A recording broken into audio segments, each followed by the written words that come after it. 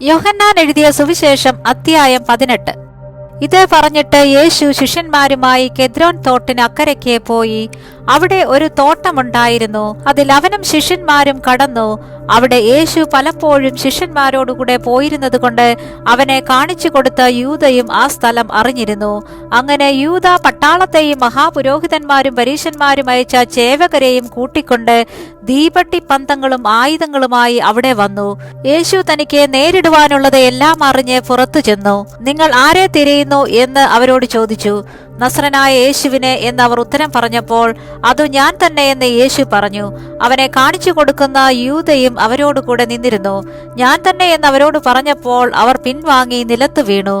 നിങ്ങൾ ആരെ തിരയുന്നു എന്നവൻ പിന്നെയും അവരോട് ചോദിച്ചതിന് അവർ നസ്രനായ യേശുവിനെ എന്ന് പറഞ്ഞു. ഞാൻ തന്നെ എന്ന് നിങ്ങളോട് പറഞ്ഞുവല്ലോ. എന്നെയാകുന്നു തിരയുന്നതെങ്കിൽ ഇവർ പൊയ്ക്കൊള്ളട്ടെ എന്ന് യേശു ഉത്തരം പറഞ്ഞു. നീ എനിക്ക് തന്നവരിൽ ആരും നഷ്ടമായി പോയിട്ടില്ല എന്ന് അവൻ പറഞ്ഞ വാക്കിന് ഇതിനാൽ നിവൃത്തി വന്നു. ശിമോൻ പത്രോസ് തനിക്കുള്ള വാൾ ഊരി മഹാപുരോഹിതന്റെ ദാസനെ വെട്ടി അവന്റെ വലത് കാത് അറുത്തു കളഞ്ഞു. ആ ദാസനെ മൽക്കോസ് എന്ന് പേർ. യേശു പത്രോസിനോടെ വാൾ ഉറയിലിടുക, പിതാവ് എനിക്ക് തന്ന പാനപാത്രം ഞാൻ കുടിക്കേണ്ടയോ എന്ന് പറഞ്ഞു. പട്ടാളവും സഹസ്രാധിപനും യഹൂദന്മാരുടെ ചേവകരും യേശുവിനെ പിടിച്ചുകെട്ടി ഒന്നാമത് ഹന്നാവിന്റെ അടുക്കൽ കൊണ്ടുപോയി. അവൻ ആ സംവത്സരത്തെ മഹാപുരോഹിതനായ കയ്യാഫാവിന്റെ അമ്മായിയപ്പനായിരുന്നു. കയ്യാഫാവോ ജനത്തിനു വേണ്ടി ഒരു മനുഷ്യൻ മരിക്കുന്നത് നന്ന് എന്ന് യഹൂദന്മാരോട് ആലോചന പറഞ്ഞവൻ തന്നെ. ശിമോൻ പത്രോസും മറ്റൊരു ശിഷ്യനും യേശുവിന്റെ പിന്നാലെ ചെന്നു. ആ ശിഷ്യൻ മഹാപുരോഹിതന് പരിചയമുള്ളവനാകയാൽ യേശുവിനോടുകൂടെ മഹാപുരോഹിതന്റെ നടുമുറ്റത്ത് കടന്നു. പത്രോസ് വാതിൽക്കൽ പുറത്തു നിൽക്കുമ്പോൾ മഹാപുരോഹിതന് പരിചയമുള്ള മറ്റേ ശിഷ്യൻ പുറത്തു വന്നു. വാതിൽ കാവൽക്കാരത്തിയോട് പറഞ്ഞു പത്രോസിനെ അകത്ത് കയറ്റി.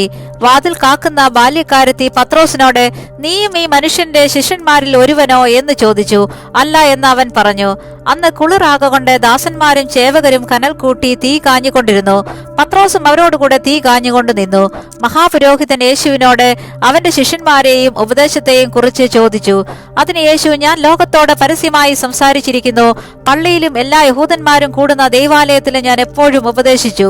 രഹസ്യമായി ഒന്നും സംസാരിച്ചിട്ടില്ല. നീ എന്നോട് ചോദിക്കുന്നത് എന്ത്?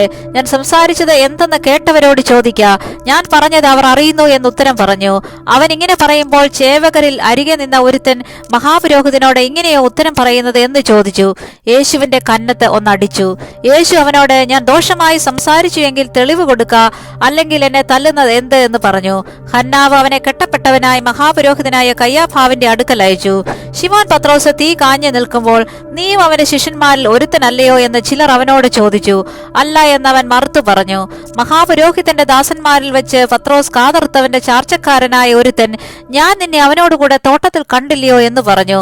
പത്രോസ് പിന്നെയും മറുത്തു പറഞ്ഞു. ഉടനെ കോഴി കൂകി. പുലർച്ചയ്ക്ക് അവർ യേശുവിനെ കയ്യാഫാവിന്റെ അടുക്കൽ നിന്ന് ആസ്ഥാനത്തിലേക്ക് കൊണ്ടുപോയി. തങ്ങൾ അശുദ്ധമാകാതെ പെസഹ കഴിപ്പാൻ തക്കവണ്ണം ആസ്ഥാനത്തിൽ കടന്നില്ല. പിലാത്തോസ് അവരുടെ അടുക്കൽ പുറത്തു വന്നു. ഈ മനുഷ്യന്റെ നേരെ എന്ത് കുറ്റം ബോധിപ്പിക്കുന്നു എന്ന് ചോദിച്ചു. കുറ്റക്കാരനല്ലാഞ്ഞു എങ്കിൽ ഞങ്ങൾ ഇവനെ നിന്റെ പക്കൽ ഏൽപ്പിക്കയില്ലായിരുന്നു എന്നവർ അവനോട് ഉത്തരം പറഞ്ഞു. പിലാത്തോസ് അവരോട്, നിങ്ങൾ അവനെ കൊണ്ടുപോയി നിങ്ങളുടെ ന്യായപ്രമാണ പ്രകാരം വിധിപ്പീൻ എന്ന് പറഞ്ഞതിന് യഹൂദന്മാർ അവനോട്, മരണശിക്ഷയ്ക്ക് അധികാരം ഞങ്ങൾക്കില്ലല്ലോ എന്ന് പറഞ്ഞു. യേശു താൻ മരിപ്പാനുള്ള മരണവിധം സൂചിപ്പിച്ച വാക്കിന് ഇതിനാൽ നിവൃത്തി വന്നു. പിലാത്തോസ് പിന്നെയും ആ സ്ഥാനത്തിൽ ചെന്ന് യേശുവിനെ വിളിച്ചു. നീ യഹൂദന്മാരുടെ രാജാവോ എന്ന് ചോദിച്ചു. അതിന് ഉത്തരമായി യേശു, ഇത് നീ സ്വയമായി പറയുന്നതോ മറ്റുള്ളവർ എന്നെക്കുറിച്ച് നിന്നോട് പറഞ്ഞിട്ടോ എന്ന് ചോദിച്ചു. പിലാത്തോസ് അതിനുത്തരമായി, ഞാൻ യഹൂദനോ? നിന്റെ ജനവും മഹാപുരോഹിതന്മാരും നിന്നെ എന്റെ പക്കൽ ഏൽപ്പിച്ചിരിക്കുന്നു.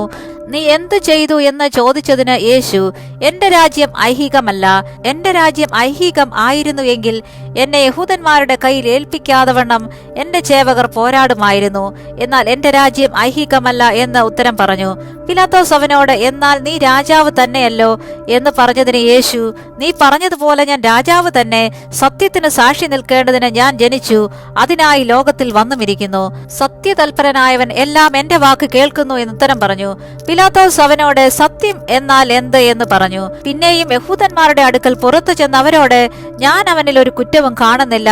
എന്നാൽ പെസഹായിൽ ഞാൻ നിങ്ങൾക്ക് ഒരുത്തനെ വിട്ടുതരിക പതിവുണ്ടല്ലോ.